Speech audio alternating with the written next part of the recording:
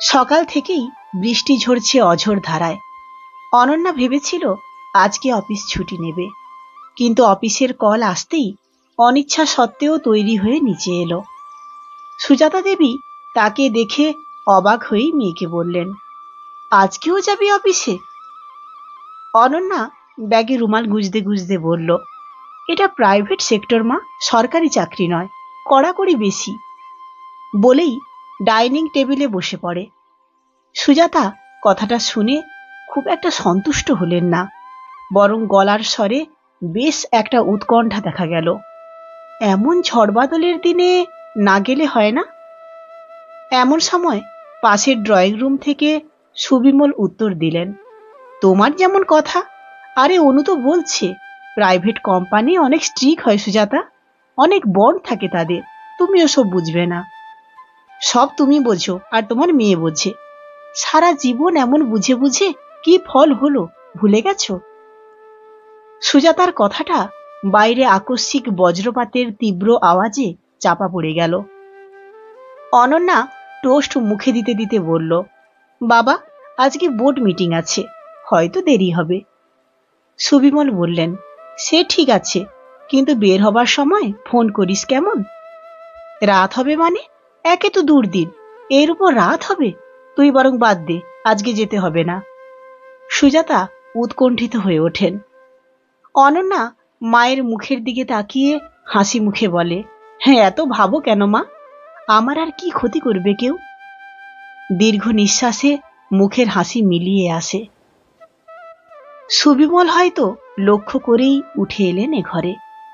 অনন্যার দিকে তাকিয়ে বললেন, তুই অফিসের সিনিয়র এক্সিকিউটিভ, তোর দায়িত্ব অনেক, আর তোর মায়ের তো দুশ্চিন্তা করার বাতিক, বুঝলি?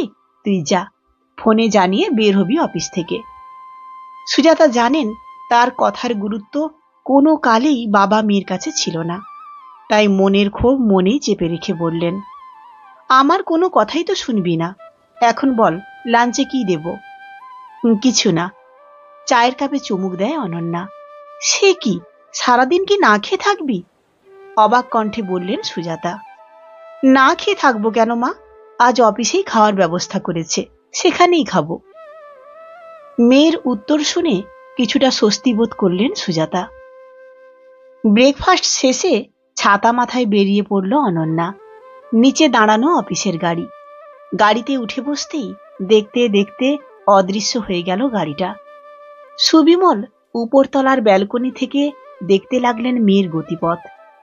সুবিমল আর সুজাতার একমাত্র সন্তান অনন্যা, ওরফে অনু। সুবিমলও এনজিওতে চাকরি করতেন। কর্মসূত্রে প্রায় যাযাবরের মতোই তাদের জীবন এ শহর ও শহর করে কেটেছে। ছোটবেলা থেকেই অনু বাবার দুলালি মেয়ে। বয়স ২৬ পেরিয়ে গেলেও মেয়ের অনাগ্রহের কারণেই বাঙালি ঘরের আর ৫টা পরিবারের মতো অনুর বিয়ে দিতে উঠে পড়ে লাগেননি সুবিমল। অনন্যার মতামতকে সম্মান জানিয়েই তার কেরিয়ারের কথা ভাবতে দিয়েছেন। MBA কোর্স শেষ করার পর বেসরকারি কোম্পানিতে জয়েন করে। সুবিমল তখনও অমত করেননি, বরং তাকে তার মতো জীবন বেছে নিতে সাহায্য করেছেন। অন্যদিকে মা হিসেবে সুজাতাও মেয়েকে সাপোর্ট করেছেন আজীবন। অনেক ঝড় ঝাপটায় আগলে রেখেছেন বুক দিয়ে। মেয়ের সাফল্যে তিনি খুশি হলেও বিয়েতে রাজি করাতে পারছেন না, এই যা দুঃখ তার। অনন্যা অফিসে ঢুকতেই অর্ণব হাসি মুখে তাকিয়ে দেখে নিল এক পলকে। অর্ণব কোম্পানির মালিকের ছেলে, তার সাথে বোর্ড কমিটিতেও আছে। সুদর্শন, সুপুরুষ আর অসম্ভব ভদ্র। অফিসের সবাই তাকে বেশ সমীহ করে, আর মহিলা কলিগদের মধ্যে বেশ জনপ্রিয়। বছর ৩৩-এর অবিবাহিত সুপুরুষ পয়সাওয়ালা অর্ণবকে প্রলুব্ধ করতে তাদের নিত্য নতুন সাজের বাহার অনন্যার চোখ এড়ায় না।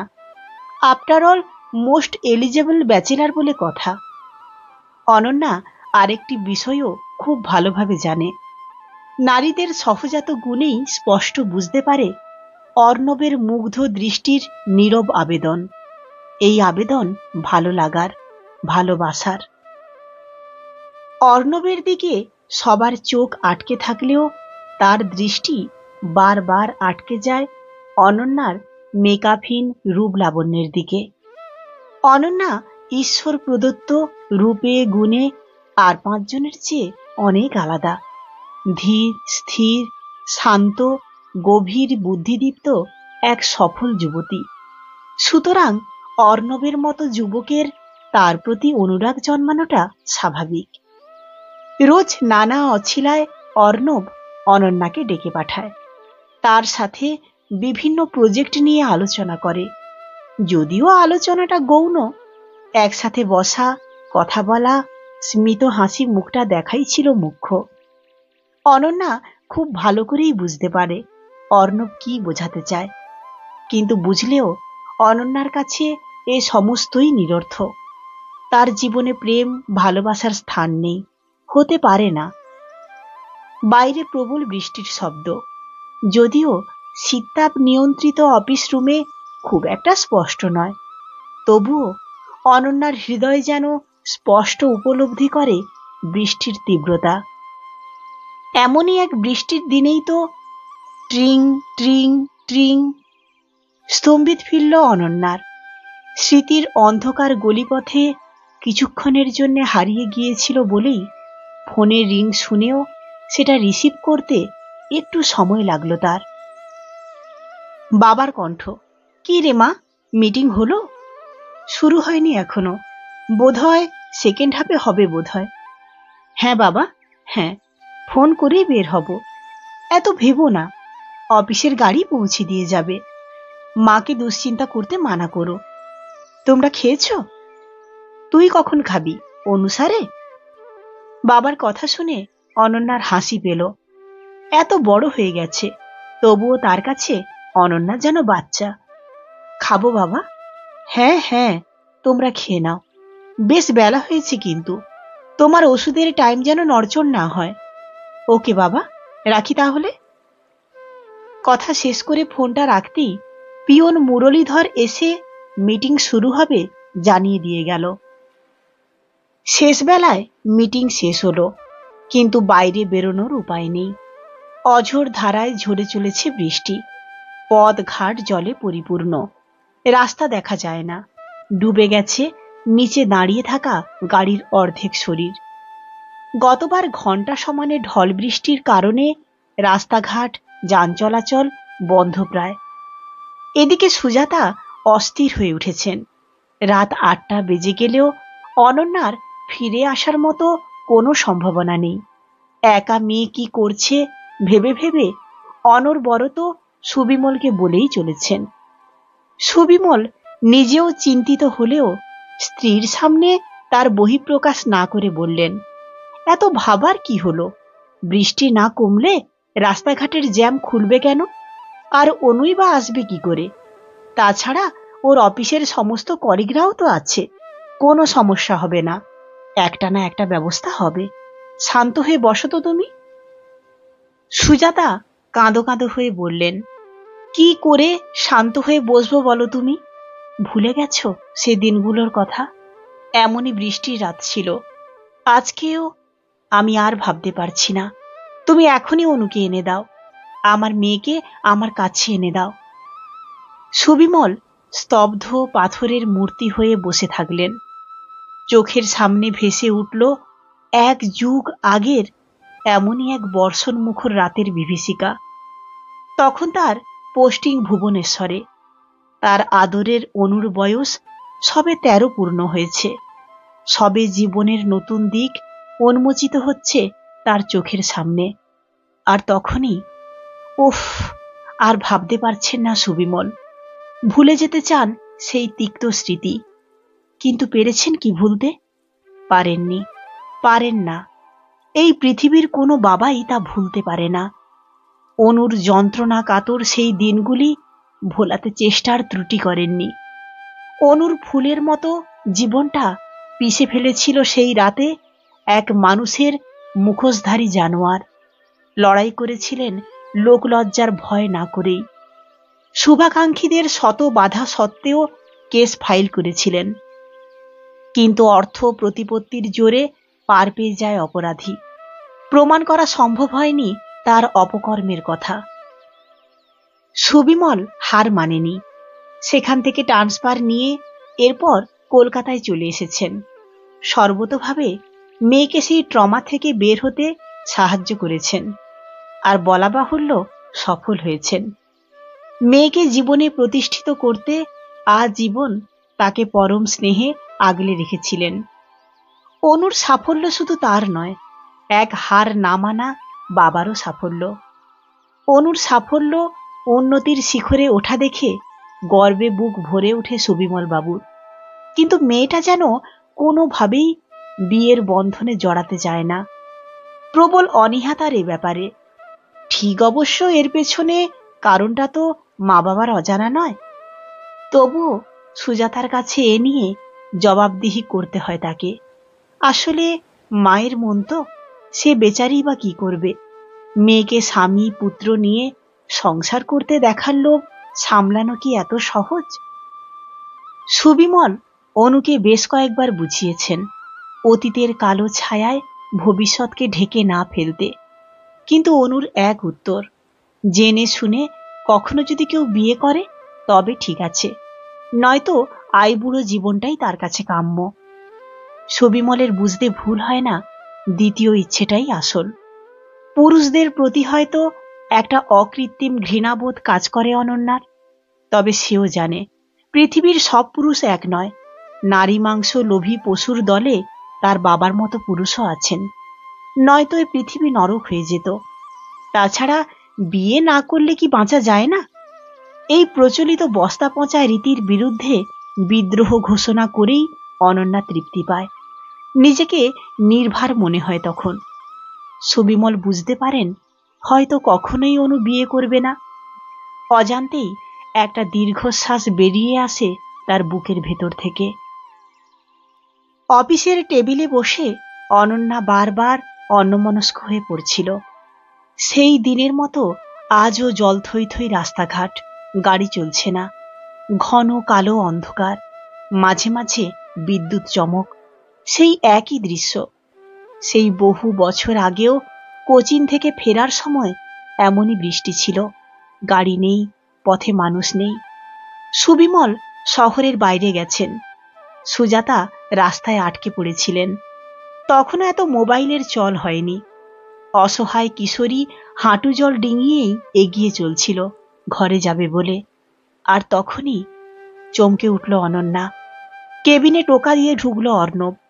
চেয়ার ছেড়ে উঠে দাঁড়ায় অনন্যা। দূরে কড়কড় শব্দে বাজ পড়ল হঠাৎ। কিছুটা আঁতকে উঠল সে। অর্ণব হাসি মুখে বলল, বসতে পারি? অবশ্যই, বসুন। ব্যস্ত হয় অনন্যা। অফিসের বস বলে কথা। এ কথা সে কথা চলতে থাকে কিছুক্ষণ। কিন্তু অর্ণব তো এখন এসব কথা বলতে আসেনি। তার একটা বিশেষ কথা বলার আছে অনন্যাকে, কিন্তু প্রতিবারের মতো মুখ দিয়ে কথা বের হয় না আজও। ভালোবাসলে সবার সাথেই কি এমন হয়? জানে না অর্ণব। অনেক সাহস জুটিয়ে বলে উঠল, অনন্যা, আজকে কিন্তু অফিসিয়াল কথা বলতে আসিনি আমি। মানে একটু পার্সোনাল কথা ছিল, যদি অভয় দেন বলেই ফেলি। সবসময় হাসতে থাকা অর্ণবের কথাগুলো কেমন ছাড়া ছাড়া লাগলো। মনে মনে লজ্জিত হলেও এই সুযোগ হাতছাড়া করতে পারবে না অর্ণব। গত 1 বছর ধরে চেষ্টা করেও যা বলতে পারেনি অর্ণব, আজকের এই শ্রাবণের বর্ষণ মুখর সন্ধে তাই বলতে এসেছে অর্ণব। অনন্যা আঁচ করতে পেরেই বলে, কিন্তু এটা তো পার্সোনাল কথা বলার জায়গা নয় মিস্টার গুহ। আমি জানি এটা পার্সোনাল কথা বলার জায়গা নয়, তবে অফিস আওয়ার শেষ হয়ে গেলে নিশ্চয়ই তাতে অসুবিধা নেই। স্মিত হাসছে বলে অর্ণব। অফিস আওয়ার শেষ হলেও আপনি বোর্ড অফ ডাইরেক্টরসের একজন, কোম্পানির মালিক, আর আমি বেতনভোগী কর্মচারী মাত্র। অফিস ভর্তি এতগুলো মানুষের সামনে আমার কেবিনে বসে পার্সোনাল কথা বলাটা কি খুব ভালো দেখাবে মিস্টার গুহ? কথাগুলো শুনতে যতটা তিক্ত, বলার ভঙ্গি এর চেয়েও কয়েক গুণ বেশি তীক্ষ্ণ ছিল। তবুও অর্ণব আজ থামবে না। ভেতরে ভেতরে সে মরিয়া হয়ে উঠল, যদিও কণ্ঠস্বর সংযত রেখেই বলল, কে কি ভাবলো তাতে আমার কিছু যায় আসে না, কিন্তু আমার তো আসতে যেতে পারে। তেমন ধৃষ্টতা করব না যে আপনাকে 5 কথা শুনতে হবে, কিন্তু না বলে আমার মুক্তি নেই। কিসের মুক্তি? আপনি কি সব বলছেন? আমার তো মাথায় ঢুকছে না মিস্টার গুহ। অগত্যা নাছোড় বান্দা অর্ণবের কথা শুনতে একরকম বাধ্য হয়েই বসল অনন্যা। অর্ণব অনেকক্ষণ চুপ করে থাকে। দুজনেই মুখোমুখি বসে থাকে, অথচ কথা নেই। অনন্যার কেমন যেন অতিষ্ঠ মনে হতে লাগলো, যেন অর্ণবের 2 চোখ তাকেই অনধিকার স্পর্শ করে চলেছে, ঠিক যেন কালো রাতের বিভীষিকার মতো অসহ্য। কাঁচের দরজার ওপাশ থেকে কৌতূহলী কয়েকজোড়া চোখের ভিড় দেখতে পেয়েই মেজাজ বিগড়ে গেল অনন্যার। অকস্মাৎ উঠে দাঁড়িয়ে বলল অর্ণবের দিকে তাকিয়ে, প্লিজ আপনি এখন যান, সবাই দেখছে। দেখুক, এত ভয় পাচ্ছেন কেন? আমি তো আছি। আপনি অফিসের বস বলে যা ইচ্ছে তাই করবেন, তাই মেনে নিতে হবে? আমি তো কোনো দুর্ব্যবহার করিনি, কথা বলতে এসেছি শুধু। অর্ণবের গলার স্বর আরো নরম হয়।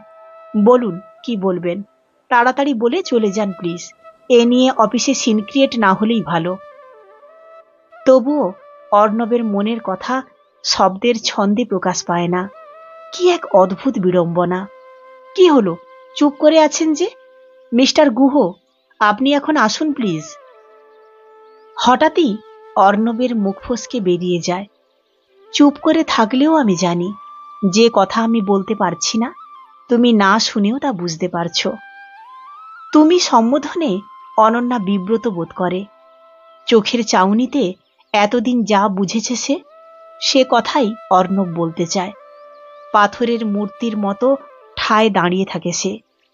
অর্ণব বলে চলেছে, বহুবার বলার চেষ্টা করেছি, পারিনি, আর তুমি সে সুযোগও দাওনি। কিন্তু বেশ কিছুদিন ধরে মনে হচ্ছে চুপ করে থাকার চেয়ে বলে মনে হালকা করে নেওয়াই ভালো। কত রাত ঘুমোতে পারছি না অনন্যা, তাই বাধ্য হয়েই বলতে এসেছি। জানি না আমার এই অদ্ভুত আবেদনের আদৌ কোনো মূল্য আছে কিনা তোমার কাছে, তবুও জানতে চাই। অনন্যা উত্তর দেয় না, দিতে পারে না, পারবে না। তার জীবনের অতীত তার মুখের সমস্ত উত্তর কেড়ে নিয়েছে। অর্ণবের স্বভাবের কারণেই একটা আকর্ষণ যে অনন্যার মনেও বাসা বেঁধে নিয়েছে ততদিনে, এ কথা এই মুহূর্তে সে উপলব্ধি করতে পারল।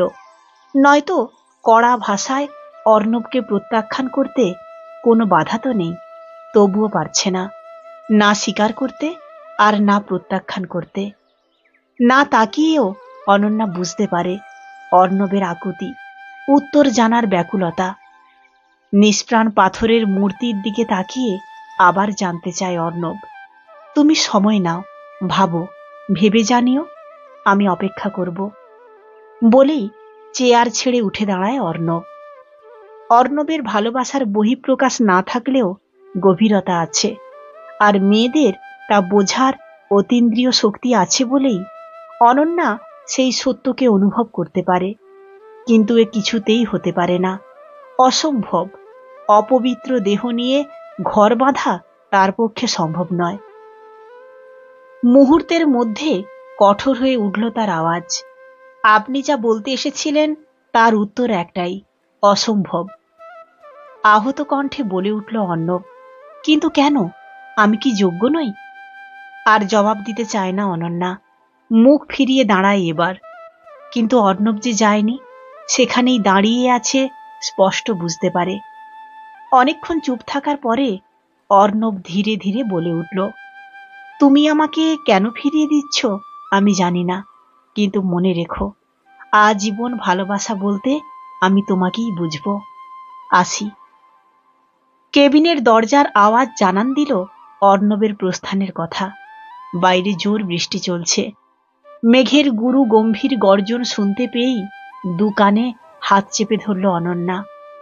বৃষ্টির ঢল না থাকলেও জ্যাম কমে আসতেই অফিসের গাড়িতে রওনা হলো অনন্যা আর দুজন সহকর্মিনী। এক পথেই যেতে হবে বলেই এই ব্যবস্থা। দূর থেকে বিধ্বস্ত অর্ণবের চোখ দুটো দেখতে পেয়েছিল অনন্যা, আর তাকায়নি সেদিকে। গাড়িতে উঠে বসতে বসতে ভাবল, এ চাকরিটা আর করবে না সে। পরপর দুদিনের ঝড় জলে শহর জুড়ে জল, রাস্তাঘাট বন্ধ, বন্যার পরিস্থিতি। অফিস বন্ধ দুদিন ধরে। অনন্যার মন খারাপগুলি হয়তো কাজে থাকলে ভুলতে পারত, কিন্তু অলস একাকী অবসরে সেই মন খারাপগুলি স্বমহিমায় হাজির। মেয়ের আনমনা ভাব লক্ষ্য করেছিলেন সুজাতা। চায়ের কাপ হাতে দিতে দিতে তাই সুবিমলকে বললেন, একটা কথা বলার ছিল গো। সুবিমল পত্রিকার পাতা উল্টে বললেন, বলে ফেলো। লক্ষ্য করেছ দুদিন ধরে অনু কেমন যেন মন মরা হয়ে আছে। কি হলো গো? তোমার যত দুশ্চিন্তা সুজাতা, অফিসে যাচ্ছে না, কত কাজ পেন্ডিং পড়ে আছে, বুঝলে? এগুলো সামলাতে তো তাকেই হবে, হয়তো তাই। এত আজে বাজে ভেবো না। তোমার যেমন কথা, মা হয়ে বুঝি না আমি কোনটা কাজের চিন্তা আর কোনটা মন খারাপ? আমার এমন কপাল, মেয়েটা অবধি কিছু জানতে চাইলে এড়িয়ে যায়। যেমন বাপ তেমন মেয়ে। রুষ্ট হয়ে বললেন সুজাতা। এবার চোখ তুলে স্ত্রীর দিকে তাকিয়ে বললেন, আচ্ছা ঠিক আছে, আমি কথা বলে দেখছি, তুমি নিশ্চিন্ত হও। সুবিমল উঠে অনুর ঘরের দিকে গেলেন। অনু উদাস দৃষ্টিতে বাইরের বৃষ্টিধারা দেখে যাচ্ছিল। বাবার আগমন টের পেল না। সুবিমল পরম স্নেহে মেয়ের মাথায় একটা হাত রাখতেই চমকে উঠল প্রায়। কি রে, এত চমকে ওঠার যে? কি ভাবছিলি মা? কিছু না বাবা, বলো। অনন্যা স্বাভাবিক কণ্ঠে বলল, অফিসের কি খবর রে? খবর আর কি হবে বাবা, জল না নামলে ঘর থেকে বের হব কি করে বলো? সারা রাজ্য জুড়ে সতর্কতা যে। মুখে ম্লান হাসি আনতে চাইল অনন্যা। ও, তাহলে কি হয়েছে বলতো অনু? একা একা বসে আছিস, ঘর থেকে বের হচ্ছিলি না? তোর মা তো ভেবে ভেবে সারা। ওটা মায়ের অভ্যেস। অফিস থাকলে বলবে যাসনে, আর ঘরে থাকলে টেনশন করবে। অভ্যাস বটে, তবে আজকের কথাটা কিন্তু সত্যি মনে হচ্ছে আমার। চতুরভাবে কথাটা পারলেন সুবিমল। অবাক দৃষ্টিতে বাবার দিকে তাকিয়ে বলল অনন্যা, কি যে অদ্ভুত সব কথা বলছো না বাবা। কে নিয়ে মন খারাপ বলতো মা? পিতার সস্নেহ কণ্ঠ অনন্যার মন অবধি স্পর্শ করল। বাবা তার সুখ দুঃখের সঙ্গী, ভাগিদার। আজকে আবার বাবাকে জড়িয়ে ধরে কাঁদতে ইচ্ছে করল তার, কিন্তু তা করলে তাদের দুশ্চিন্তা বাড়বে আরো। তাছাড়া কারণ সন্ধানে মা পাগল হয়ে উঠবেন। তাই আবেগের প্রকাশ না করে নিজেকে যতটুকু সম্ভব স্বাভাবিক রেখে বলল, কিছু না বাবা, বললাম তো। সত্যিই কি তাই অনু? আমার কেন মনে হচ্ছে তুই কিছু লুকোচ্ছিস। থতমত খায় অনন্যা। এরপর এক মুহূর্ত ভেবেই বলে ওঠে, তুমি ঠিক বলেছ বাবা, কিন্তু আর লুকাবো না।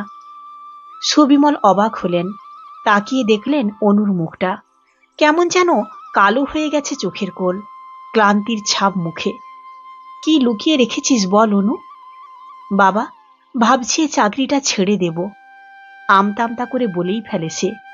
সে কি কথা? কেন? এত বড় কোম্পানির চাকরি কেউ ছাড়ে? কি হলো হঠাৎ এমন? একটু সময় চুপ থেকে মন স্থির করে নিল অনন্যা। তাকে সব বলতেই হবে বাবার কাছে। আস্তে আস্তে সমস্ত ঘটনা খুলে বলল সে। বাবা মেয়ের আনত চোখের ছলকে আসা জলের ব্যথাভার উপলব্ধি করতে পারেন, কিন্তু অতীত দুঃস্বপ্নের কথা ভেবে ভেবে ভবিষ্যৎ অন্ধকার করে কি লাভ? সুবিমল বললেন, সবই বুঝলাম মা, কিন্তু এভাবে কতদিন পারবি? আমরা তো চিরকাল বেঁচে থাকবো না। এরপর একজন সঙ্গী দরকার হবে, যার সাথে সব কথা শেয়ার করা যায়। এই যেমন আমাকে বলছিস, ঠিক তেমনি কথা বলার জন্যেও মানুষ চাই। আমি একাকী জীবন বেছে নিয়েছি বাবা। এই পৃথিবীর মানুষ নামের পশুদের আর দরকার নেই আমার, কিছুতেই না। অনন্যার গলার স্বর ভেঙে এলো। পৃথিবীর সব মানুষ পশু নয়, তাহলে এই পৃথিবী থাকতো না। অর্ণবকে বিশ্বাস করা যায়? চমকে তাকায় বাবার দিকে। অনন্যা বাবার চোখ দেখে বুঝতে পারে তার মনোভাব। তুমি কি বলছো বাবা? কোনোভাবেই না। ও, তবে অর্ণবকে বিশ্বাস করা যায় না বলছিস? তা নয়, কিন্তু তুমি যা ভাবছো তা হতে পারে না বাবা। আমি কি ভাবছি এখনো তো বলিনি অনু। কি বলতে চাইছো খুলে বলো তো। আমি বলতে চাইছি এই চাকরিটা ছাড়িস নে। আর যেহেতু লোক হিসেবে বিশ্বাসযোগ্য, তাহলে তোর চাকরিতেও অসুবিধা হওয়ার কথা নয়। সুবিমল ধীর কণ্ঠে বললেন কথাগুলো। অনন্যা ভাবতে থাকে বাবার কথাগুলো। সত্যিই তো, অর্ণবের মতো শান্ত, ভদ্র, মিতভাষী মানুষ নিশ্চয়ই তার কেরিয়ারের ক্ষতি করবে না। অথচ তবুও কেন আড়ষ্টতা কাটাতে পারে না অনন্যা? কিসের ভয় তার? অর্ণবকে ভয়, না নিজেকে? বুঝতে পারে না অনন্যা। তবে কি সে দুর্বল হয়ে পড়ছে? উত্তর খুঁজে পায় না। বাবার ডাকে আবার চমকে ওঠে। কি রে, কি ভাবছিস অত? এত ভাবিস নে অনু। এত ভালো চাকরি, এত পরিশ্রম করে প্রমোশন হয়েছে তোর। তারাও নিশ্চয়ই এই সামান্য কারণে একজন ভালো এমপ্লয়ি হারাতে চাইবেন না। আমি একটু একা থাকতে চাই বাবা, ধীরে ধীরে বলে ওঠে অনন্যা।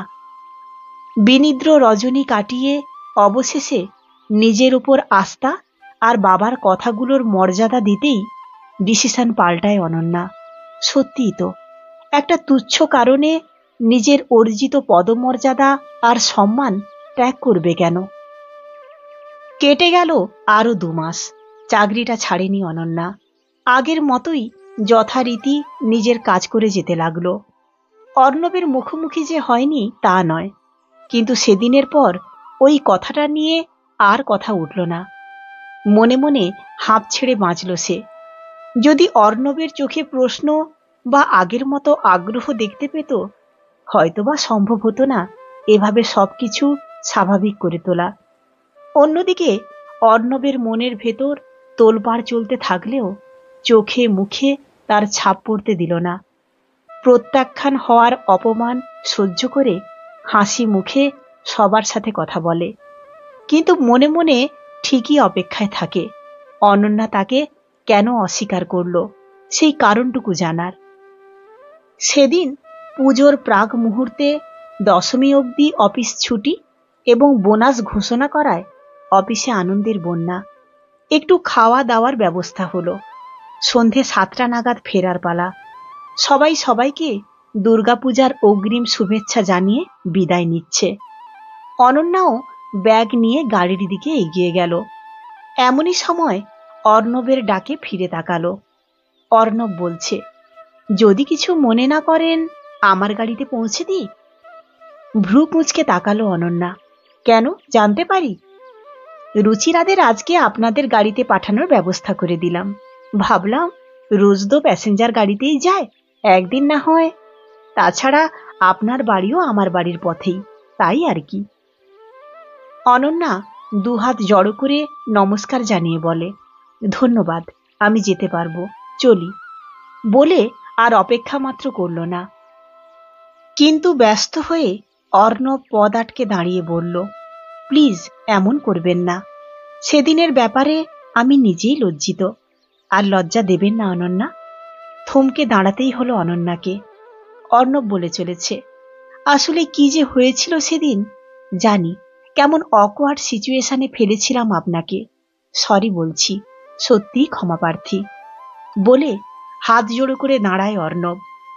অনন্যাও অপ্রতিভ হয়ে বলে ওঠে, এমন বলবেন না মিস্টার গুহ। আমার ব্যবহারে আমিও লজ্জিত। আসলে কথাটা শেষ করতে না দিয়েই অর্ণব হাত বাড়িয়ে বলে, তাহলে বন্ধু হওয়া যেতেই পারে, কি বলেন? অনন্যা বাড়ানো হাতটার দিকে তাকিয়ে বলে, বন্ধু না, বস হলেও আপনার গাড়িতে যাওয়া যেতে পারে। বলেই হেসে ফেলে অনন্যা। অর্ণবের মুগ্ধ দৃষ্টি দেখতে পায় না সে। গাড়িতে উঠে বসে অনন্যা দ্বিধাহীন চিত্তে। অর্ণব ড্রাইভ করছে আর ভাবছে, আজকে জানতেই হবে অনন্যা কেন তাকে প্রত্যাখ্যান করলো। অনন্যা ভাবছে আর অবাক হচ্ছে। এমন ভাবে প্রাণ খুলে শেষ কবে হেসেছিল সে। গাড়ি ছুটে চলছে গন্তব্যের দিকে। হঠাৎই অনন্যা লক্ষ্য করছে ঘুরপথে চলছে গাড়ি। সোজা রাস্তা এটা নয়। কেমন যেন ভয় ভয় করলো হঠাৎ। এমনই সময় ব্রেক কষল অর্ণব। গাড়ি থেমে পড়ল নির্জন রাস্তায়। দুরু দুরু বুকে সমস্ত আতঙ্ক কণ্ঠস্বরে ঢেলে দিয়ে জিজ্ঞেস করে অনন্যা, এখানে গাড়ি থামালেন কেন? স্বভাব সুলভ শান্ত কণ্ঠে বলে অর্ণব, আপনার সাথে কিছু কথা বলবো বলে। ভয় পাবেন না, আমাকে আপনি বিশ্বাস করতে পারেন। অনন্যা রুদ্ধ কণ্ঠে বলে উঠল, বিশ্বাস? আপনাকে? মিথ্যে বলে নির্জন রাস্তায় নিয়ে এসেছেন কথা বলতে? হাঁপাতে লাগলো অনন্যা। এছাড়ার কোনো উপায় ছিল না অনন্যা। বহুবার চেষ্টা করেছি কথা বলার, তুমি এড়িয়ে গেছো। আমার শুধু একটা প্রশ্ন, শুধুমাত্র একটা। আপনার প্রশ্নের উত্তর বহু আগেই জানিয়ে দিয়েছি। এখন এসব কথা বলার কোনো মানে নেই। তোমার কাছে না থাকলেও আমার কাছে আছে। আমাকে এর কারণ জানতে হবে। যাকে মন থেকে মন দিয়ে ভালোবাসলাম তার না সহ্য হবে, কিন্তু অকারণে নয়। আমি তোমার অসম্মতির কারণটা জানতে চাই।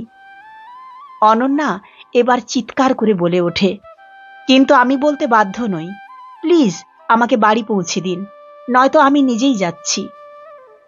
বলে যেতে উদ্যত হতেই একটা হাত ধরে আবেগঘন কণ্ঠে বলে ওঠে অর্ণব, আমি পৌঁছে দেব। শুধু একবার বলো আমাকে, এত ঘৃণা কেন? কেন? অনন্যা যেন অপ্রকৃতিস্থ হয়ে পড়ে। বলে ওঠে, এই ঘৃণা শুধু একজনের জন্যে নয়, এই পৃথিবীতে সব পুরুষদের জন্যে, যারা মেয়েদের নিজের সম্পত্তি মনে করে, যখন যেভাবে খুশি অপমান অপদস্থ করে, তার সম্মানে হাত দেয়। সবাইকে সবাইকে আমি ঘৃণা করি। প্রচণ্ড উত্তেজনায় কাঁপতে থাকে অনন্যার সারা শরীর।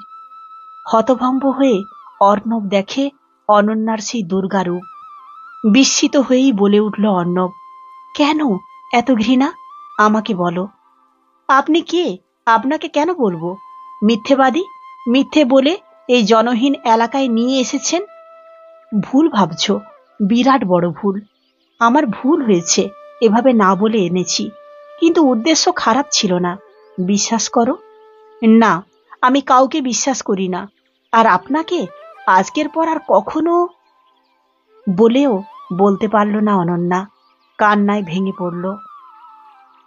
অর্ণব খানিকক্ষণ চুপ থেকে বলল, তোমার গভীরতা, নীরবতা আমাকে আকর্ষণ করেছে, আর কৌতূহলীও। মনে মনে জানতাম কি এক অসহ্য ভার তোমাকে স্তব্ধ করে দিয়েছে। আমি সেই ব্যথা ভার ভাগ করে নিতে চাই। প্লিজ অনন্যা, বলো। কখনো কখনো বলে দিলে মনের বোঝা কমে যায়। সেই কথাগুলোতে কি ছিল জানে না অনন্যা। অর্ণবের প্রতি মুহূর্তের দুর্বলতাই হবে হয়তো, নাকি অন্য কিছু। কান্না ভেজা গলায় সেই বহু বছর আগেকার এক বিকৃত বাসনার শিকার এক কিশোরীর জীবনের সমস্ত অন্ধকারের ইতিহাস নিমিষেই অর্ণবের সামনে বলে দেয় অনন্যা। একজনের বলতে বলতে চোখে শ্রাবণের ধারা, অন্যজনের সেই কথাগুলো শুনে পাথরের মতো দৃঢ় হয়ে ওঠে চোয়াল, হাতের মুঠি, চোখ দুটি ক্রমশই লাল হয়ে উঠল তার। অনন্যা কাঁদছে, কেঁদেই চলেছে অবিরত। অর্ণবের চোখ দুটো ভিজে যায়।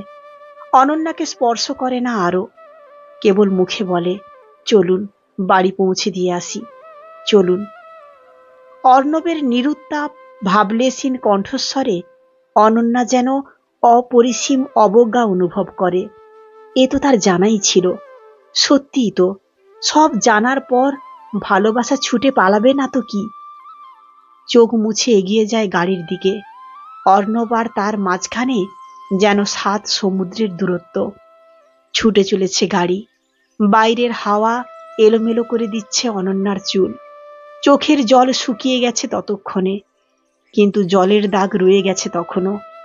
অনন্যার চেয়ে ভালো কেই বা জানে, দাগ থেকেই যায় আজীবন। বাড়ির সামনে গাড়ি থামতেই তড়িঘড়ি গাড়ি থেকে নেমে পড়ল অনন্যা। পেছন দিকে তাকালো না পর্যন্ত। জানে অর্ণবের সেই ঘৃণাভরা দৃষ্টি সহ্য করতে পারবে না সে। সবে কলিং বেলে হাত রেখেছে, তখনই অর্ণব এসে দাঁড়ায় সামনে। বারান্দার আলোয় ডান হাতটা মেলে ধরে বলে, চিনতে পারছো অনন্যা? হতবাক অনন্যা দেখতে পায় ডান হাতে 6টি আঙুল। এ কি, সে রাতে সেই আগন্তুকের হাতের আঙুলও 6টি ছিল। সেই কথা কখনো ভুলতে পারবে না অনন্যা। সেই স্পর্শ, সেই যন্ত্রণা ভুলতে চাইলেও ভুলতে পারে না সে। কিন্তু এ কথা অর্ণবের তো জানার কথা নয়। এমন কেন বলছে তবে? বোবা দৃষ্টিতে তাকালো অর্ণবের দিকে। অর্ণবের চোখে জল কেন? বুঝতে পারছে না কিছুতেই। সব গুলিয়ে যাচ্ছে অনন্যার চোখের সামনে। পরিচিত ভদ্র, শান্ত, নিরীহ অর্ণবকে বড্ড অচেনা মনে হলো তার। কে আপনি? কে? চেঁচিয়ে উঠল অনন্যা। ভুবনেশ্বরের খ্যাতনামা কলেজের কৃতী ছাত্রের হোস্টেল পালিয়ে সিনেমা কিংবা নেশা হই হুল্লোড় করার সেই উচ্ছৃঙ্খল দিনগুলোতে এক বর্ষণমুখর রাতে একটি মেয়ের ইজ্জত নিয়ে খেলে বন্ধুদের সাথে বাজি জিতেছিল অর্ণব। সেই রাতের অন্ধকারে অপরিচিতা একটি মেয়ের সাথে পশুত্বের লড়াইয়ে সেই জিতেছিল। কিন্তু সত্যিই কি তাই? সেই একটি ভুলের মাসুল আজ জীবন দিয়ে এসেছে। অনুশোচনার আগুনে পুড়েও শুদ্ধ হতে পারেনি। মৃত্যু চেয়েছিল পরপর 2 বার, তাতেও ব্যর্থ হলো অর্ণব। সময়ের তালে তালে একসময় স্বাভাবিক ছন্দ ফিরে পেলেও মনের গ্লানি কাটেনি। বিদেশে পড়তে পাঠানো হয়। যদিও পড়াটা গৌণ, ডিপ্রেশন থেকে বের করতেই ধনী বাবা মায়ের চেষ্টা। কয়েক বছর পর দেশে ফিরে নিজের কোম্পানি জয়েন করে। আর তখনই দেখে অনন্যাকে। কি এক অদ্ভুত আকর্ষণ বারবার তাকে অনন্যার কাছে টেনে নিয়ে গেছে বারবার। আজ সবকিছু শুনে বুঝতে পারছিল অর্ণব কেন ঈশ্বর দুবার তাকে ফেরত পাঠালেন। শাস্তির বিধান বিধাতা হয়তো স্থির করেই রেখেছিলেন। তাই তো অনন্যাকেই সামনে দাঁড় করিয়ে দিলেন চরম শাস্তিদানের জন্য, প্রায়শ্চিত্তের জন্য। এখন অনন্যার প্রত্যাখ্যান কিংবা ঘৃণা শিরোধার্য তার। যে কোনো শাস্তি ভোগ করতে প্রস্তুত সে। কিন্তু স্বীকারোক্তি যে করতে হবেই তাকে আজ। মাথা নত করে কান্না চেপে রাখা বিকৃত কণ্ঠে বলে ওঠে অর্ণব, আমি সেই। প্রচণ্ড বজ্রপাতের শব্দেও হয়তো আজ অনন্যার চোখের পলক পড়বে না।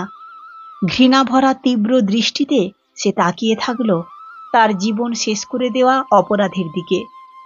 অর্ণব মাথা নিচু করে দাঁড়িয়ে তখনও। অপরাধের বোঝায় মাথা ঝুঁকে পড়েছে তার। অনন্যার চোখের দিকে তাকিয়ে দেখার সাহস নেই তার। তুমি, তুমি সেই জানোয়ার! চিৎকার করে বলল অনন্যা। অর্ণব এবার মুখ তুলে তাকায়। অনুতপ্ত কণ্ঠে বলে, হ্যাঁ, আমি তোমার অপরাধী। যা শাস্তি দেবে। কথাটা শেষ না হতেই সজোরে তার গালে থাপ্পড় মারল অনন্যা। স্কাউন্ড্রেল, জানোয়ার!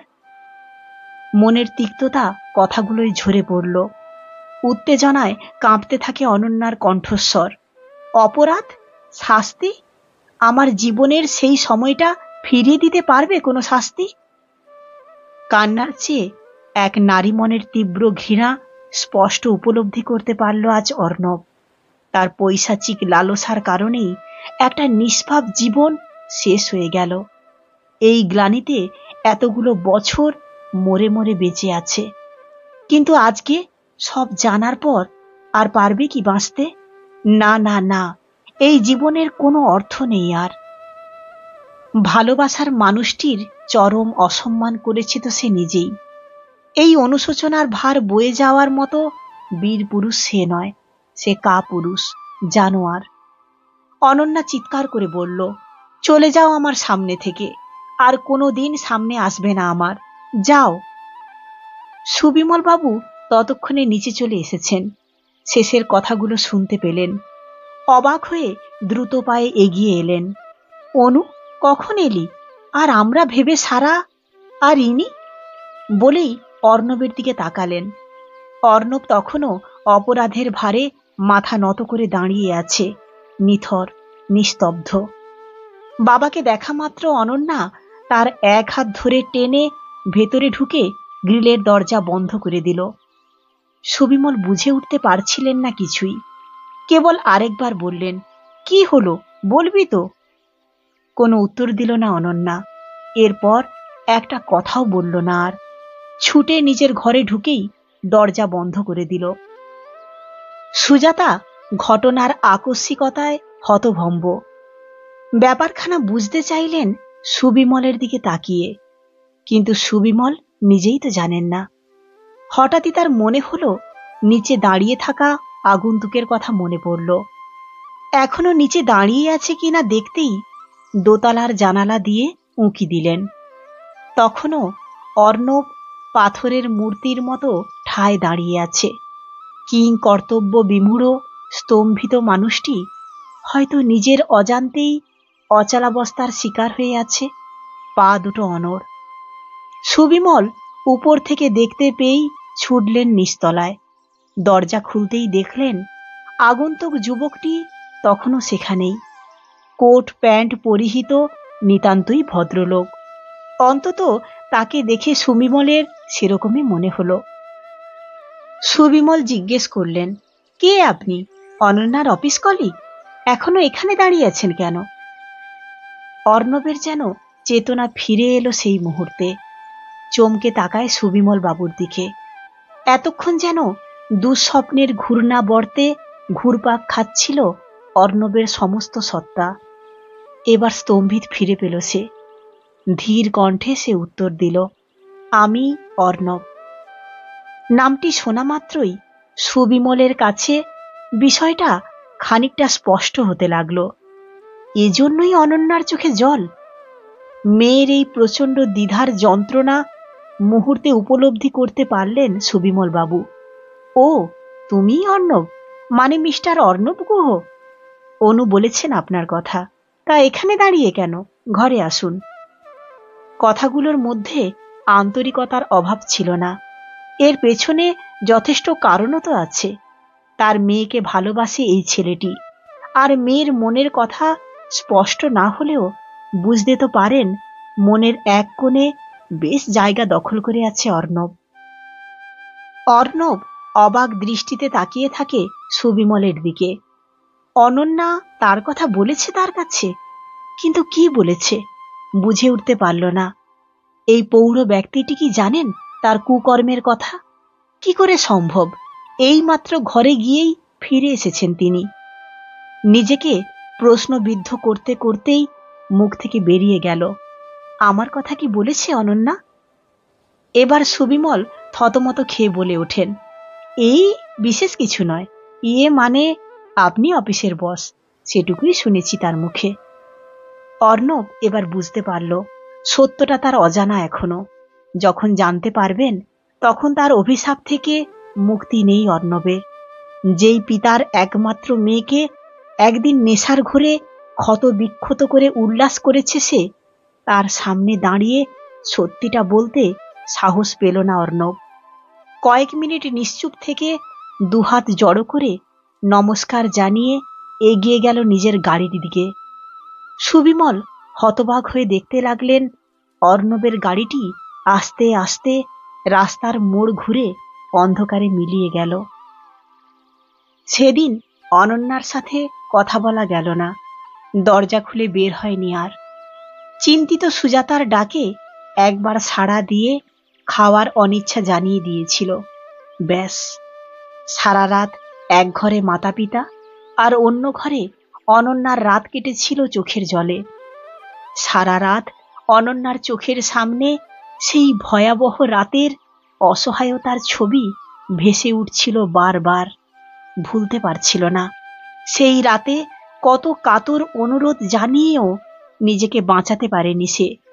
চিৎকার করেছিল, কেঁদেছিল অঝরে, কিন্তু মানুষরূপী সেই জানোয়ারের দয়া হয়নি। নতুন পাপড়ি মেলে ধরা ফুলের মতো জীবনটাকে নিমিষেই পায়ে মাড়িয়ে পিষে ফেলেছিল। উফ, সেই দুঃসহ যন্ত্রণা যেন এই মুহূর্তে অনন্যা অনুভব করতে পারছে।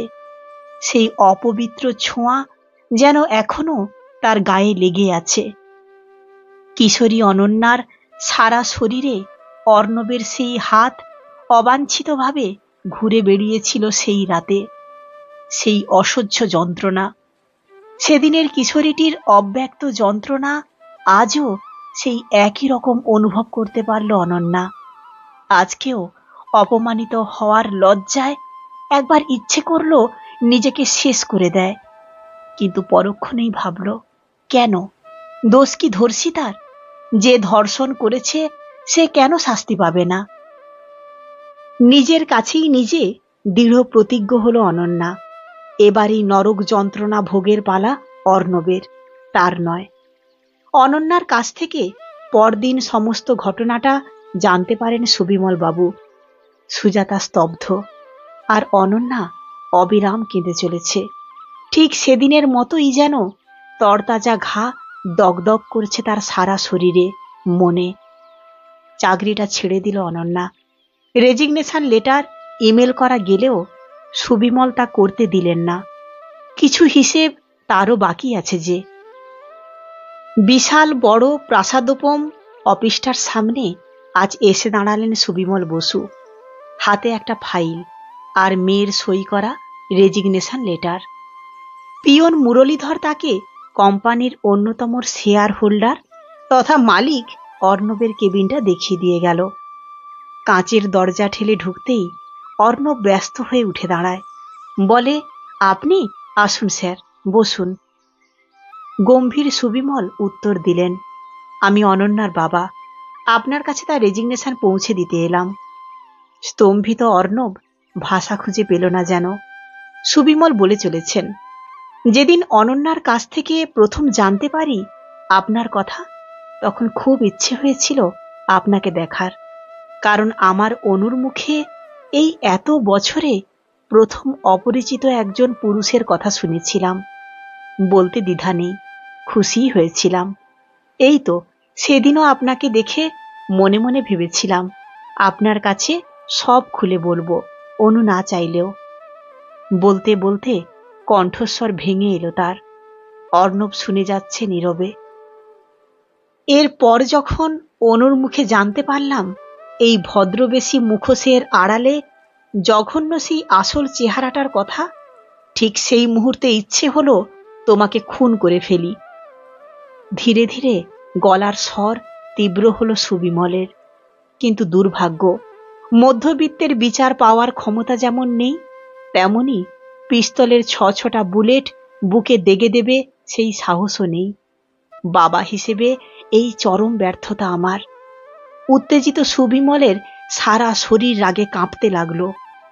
চোখ দিয়ে বেরিয়ে আসছিল ঘৃণার আগুন।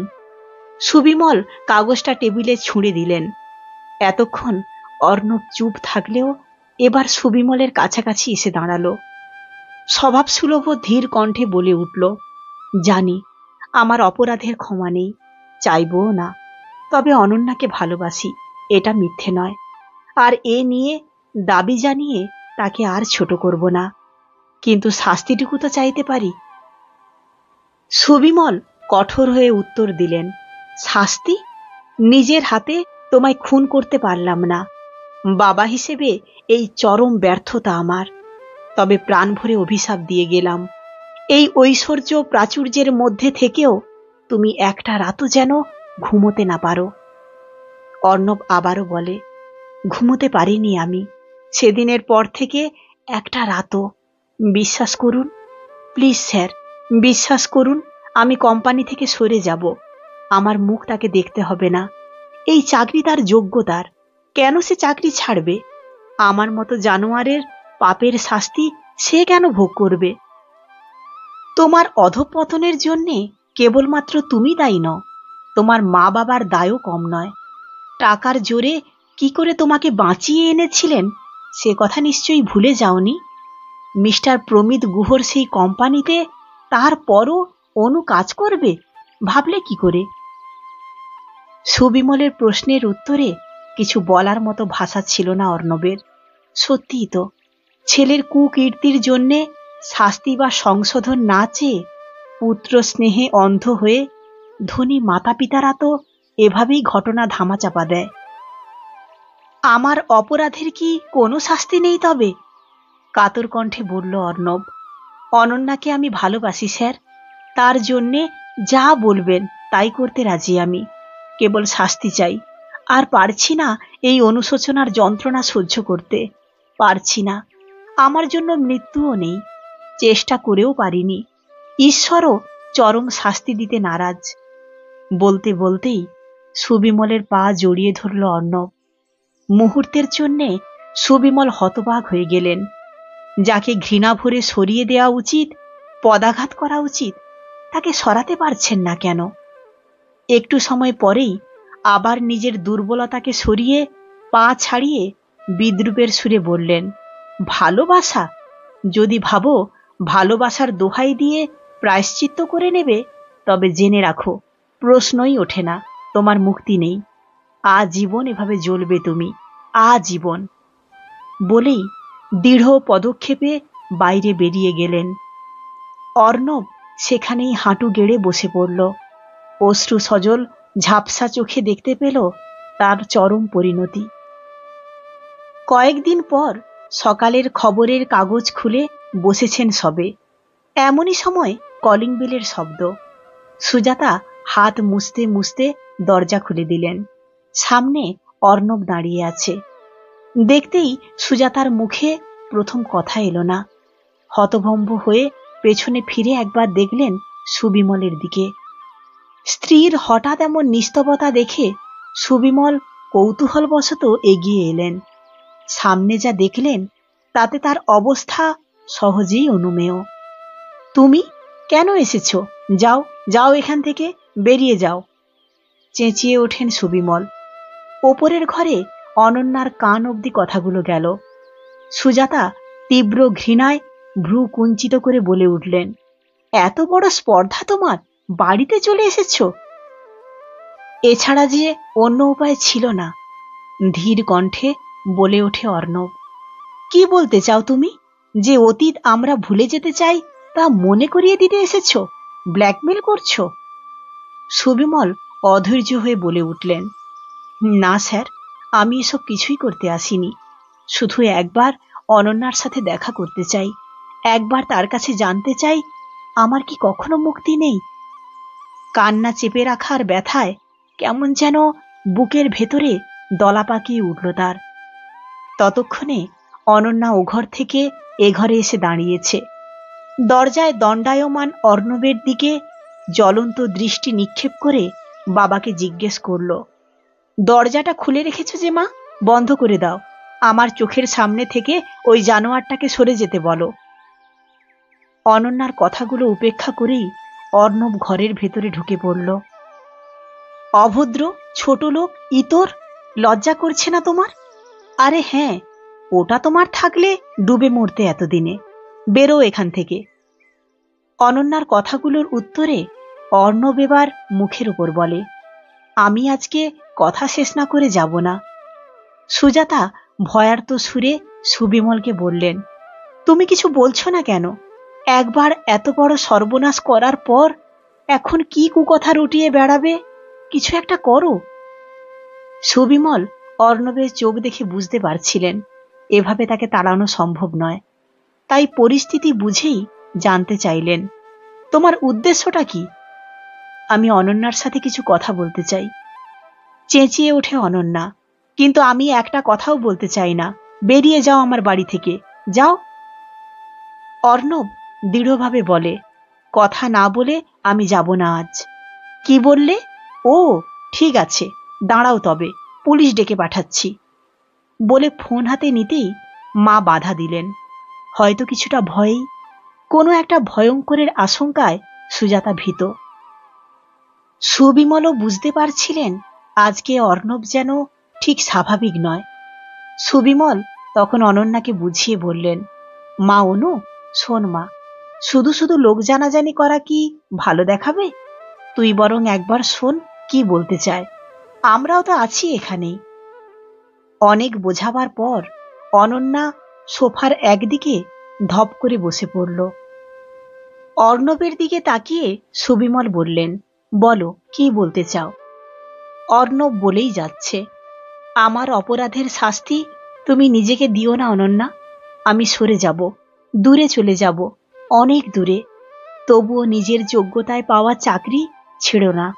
কেরিয়ারটা নষ্ট করে দিও না প্লিজ। ও, তাহলে এখানে তোমার উদারতা দেখাতে এসেছ? আমিও তাই ভাবি। এসব বলে কি ভাবছো? সব পাপ ধুয়ে যাবে তোমার? তুমি তোমার আইডেন্টিটি ভুলতে পারো? আমি পারি না। You are a rapist, understood? Now get lost. অনন্যার কথাগুলো তীরের মতো বিঁধল বুকে। বলল অর্ণব, জানি আমার এই পরিচয় আর ঘুচবে না। মৃত্যু পর্যন্ত এটা আমার পিছু ধাওয়া করবে। আমার মুক্তি নেই। না, নেই। আমার যেমন সেই কলঙ্কিত দাগ মুছবে না, তোমারও মুক্তি নেই। তুমি জ্বলে পুড়ে মরবে রোজ, যেমন আমি মরব। বলতে বলতেই কান্নায় ভেঙে পড়ে অনন্যা। অর্ণবের চোখেও দুফোঁটা জল চিকচিক করে উঠল। এবার তুমি আসতে পারো, আর কখনো এই মুখ দেখাবে না। তোমার কাছে অনুরোধ আমার, মেয়েটাকে বাঁচতে দাও। কাতর কণ্ঠে বলে উঠলেন সুবিমল। মেয়ের মাথায় হাত বোলাতে বোলাতে সুজাতাও কেঁদে চলেছে অবিরত। অর্ণব আর দাঁড়ায় না, বেরিয়ে পড়ে। সামনে দীর্ঘ জীবনপথ, কিন্তু অন্ধকার। এর কিছুদিন পর টিভিতে খবর দেখতে পায় অর্ণব গুহের অ্যাক্সিডেন্ট। সেদিন রাতে নেশাগ্রস্ত অবস্থায় গাড়ি চালাতে গিয়ে এই দুর্ঘটনা। জীবন মরণ লড়াই চলছে। এত বড় কোম্পানির মালিকের ছেলে, বিজনেস টাইকুন। সুতরাং ট্রোল করে বারবার এই খবর চলছে প্রায় সব কটি চ্যানেলেই। অনন্যা টিভির সামনে পাথরের মূর্তির মতো বসে থাকে, স্তম্ভিত সুবিমল আর সুজাতাও। কি যেন একটা অপরাধবোধ তিনটি মানুষের মনেই কাজ করতে থাকে। সত্যি, মানুষের মন বড় বিচিত্র। তাতে যা হওয়ার নয় তাই হয়। চরম ঘৃণা যার একমাত্র প্রাপ্য, সেই রেপিস্ট অর্ণবের জন্যই আজকে অনন্যার চোখ ফেটে জল এলো। বারবার তার সেই কাতর অনুনয় কানে বাজতে লাগলো। যখন অর্ণবকে ভালো করে জানত না, তখন তাকেই বিশ্বাস করেছিল অনন্যা। নির্দ্বিধায় সমস্ত অতীত তার সামনেই মেলে ধরেছিল। কেন? কোনো অনুভূতি ছাড়া কি সম্ভব কাউকে এতটা বিশ্বাস করা? যখন তার পরিচয় জানা ছিল না, তখন তাকে প্রত্যাখ্যান করেও মনে মনে অর্ণবকে মনের গহীনে একটা স্থান দিয়ে রেখেছিল। নিজের কলঙ্কিত জীবনের কারণেই অর্ণবকে ফিরিয়ে দিয়েছিল। এ কি ভালোবাসা নয়? কিন্তু সেই ব্যক্তিটিই যখন নিজের অপকর্মের কথা স্বীকার করে নিল, মুহূর্তে সমস্ত আবেগ, অনুভূতি, ভালোবাসা এক লহমায় মিথ্যে হয়ে গেল। অথচ এ সমস্ত সে তো চেপে রাখতেই পারত। বরং অনন্যার সমস্ত ইতিহাস জেনে তাকে বিয়ে করে নিজের মহত্ব দেখাতে পারত। সবার চোখে নিজেকে দেবতা প্রমাণ করতেই পারত।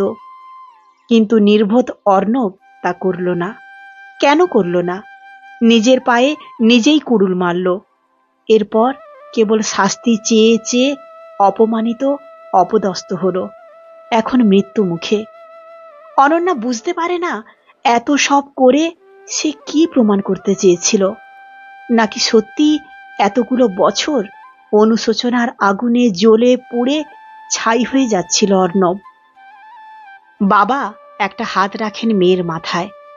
অশ্রু সজল চোখে তাকায় অনন্যা। অনেক না বলা কথা সুবিমল প্রতিবারের মতো এবারও বুঝে নিলেন। মেয়ের চোখের জল মুছিয়ে বললেন, দেখতে যাবি?